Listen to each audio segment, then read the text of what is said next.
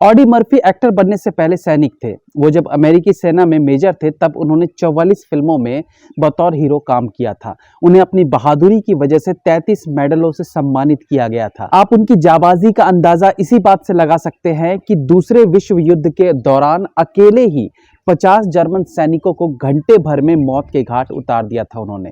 Audi Murphy काफी सलीकेदार थे, जिसकी वजह से उन्हें यूएस आर्मी में सबसे डेकोरेटेड सोल्जर होने का तमगा भी मिला था। उनकी सैनिक वर्दी में सुशोभित 33 मेडल उनके साहस का बखान करते थे। वो अपनी जिंदगी के आखिरी समय में अवसाद से पीड़ित थे। उन्हें भयानक युद्धों के सपने आते थे, जिसकी वजह से वो लोडेड गन तकिया के नीचे रखकर सोते थे।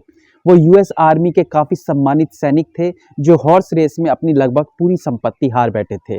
ऑडी मर्फी के जन्म के कुछ साल बाद उनके पिता परिवार को छोड़कर कहीं चले गए। उन्होंने आर्थिक तंगी की वजह से सिर्फ 5वीं तक पढ़ाई की और रुई बेचने का काम करने लगे। इस दौरान उन्होंने राइफल चलाना भी सीखा। मां के गुजरने के बाद उनकी जिम्मेदारियां और परेशानियां काफी बढ़ गई। उन्होंने किराना शॉप और रेडियो में काम किया, पर उनका सपना सैनिक बनना था। जर्मनी ने जब 1941 में पर्ल हार्बर पर अटैक किया था, तब ऑडी मर्फी अमेरिकी सेना में भर्ती होने की कोशिश करने लगे, लेकिन छोटे कद, कम वजन और उम्र की वजह से उन्हें नहीं चुना गया। वो सिर्फ 5.5 फुट के थे। ऑडी मर्फी ने फिर बहन की मदद से दस्तावेजों में अपनी उम्र गलत दर्ज करवाई, जिसके बाद वो अमेरिकी सेना में चुन लिए गए। उन्होंने युद्ध के मैदान में कई बार अपनी बहादुरी दिखाई। जर्मन सैनिकों ने एक बार उनकी बटालियन पर हमला बोल दिया, तब उन्होंने अकेले मोर्चा संभालते हुए मशीन गन से 50 जर्मन सैनिकों को मार दिया था। वो घायल होने के बावजूद घंटे भर दुश्मनों का सामना करते रहे।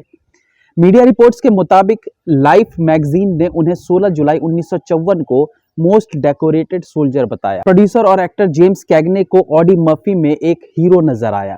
उन्होंने ऑडी को फिल्मों में काम करने का ऑफर दिया, हालांकि असामान्य बर्ताव की वजह से उन्हें काम नहीं दिया। मर्फी को बाद में छोटे मोटे रोल मिलने लगे। वो साल 1951 में आई फिल्म the red badge of courage से लोकप्रिय हुए। उन्होंने फिर अपनी जिंदगी पर बनी फिल्म टू हेल एंड बैंक में काम किया। वो फिल्मों और सेना में बराबर रूप से सक्रिय रहे। ऑडी मर्फी जब फिल्मी दुनिया में सक्रिय थे, तब उनकी मुलाकात एक्ट्रेस डिवसी वांडा हेंड्रेस से हुई। दोनों 1949 को शादी के बंधन में बंध गए, पर उनका रिश्ता 2 साल तक ही चला। वो अनिद्रा और पोस्ट ट्रॉमेटिक डिसऑर्डर की बीमारी से पीड़ित थे, जिसकी वजह से उनका बर्ताव दूसरों के लिए मुसीबत बन जाता। पहली पत्नी डिक्सी वांडा हेंड्रिक्स ने खुलासा किया था कि एक बार ऑडी मर्फी ने उन पर लोडेड गन तान दी थी।